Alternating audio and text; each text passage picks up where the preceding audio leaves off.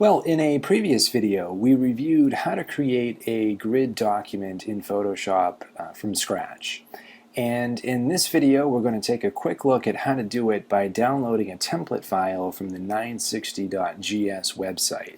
So we're in Photoshop now. Let's hop over to the web, and here I am on the 960.gs site. You'll notice in the upper left corner here we have a download option.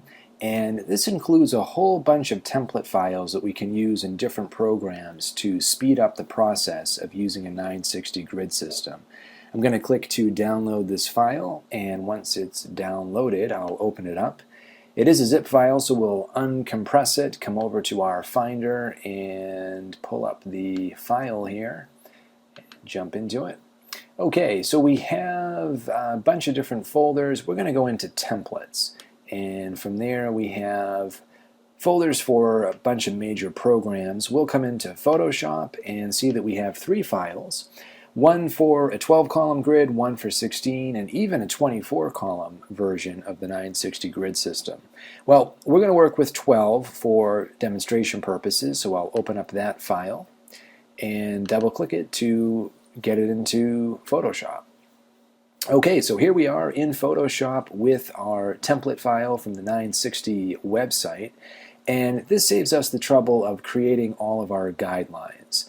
Now, creating guidelines is a really good tool to know how to use, because if you wanted to use a grid system outside of 960, and that certainly is a reasonable thing to do once you get further into web design, you may not find a template file that's already been created.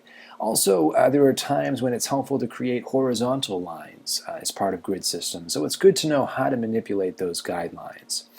Now that we're working with this template file, though, let's focus on customizing it to really suit our needs a little bit better.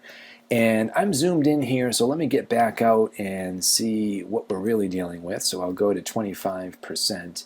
Okay, and if you've looked at the video, or if you've experimented with creating your own custom grid file, you'll know that we went with something a little bit larger, especially on the height.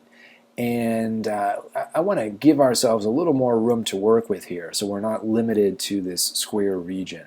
So we can go up to image and down to image size, and I'm going to change the height all the way up to 2400 pixels, which is the value we reviewed in the tutorial for creating a custom grid file from scratch. Okay, that's good. So now I have a little more space to work with.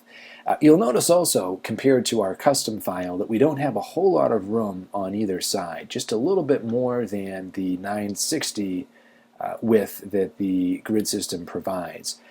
I find it helpful to have a little extra space, though, so we can have a better sense of how our design looks when it's resting inside of a browser, where it's almost certain to have a little extra padding on either side of the design. Now, to do this, we can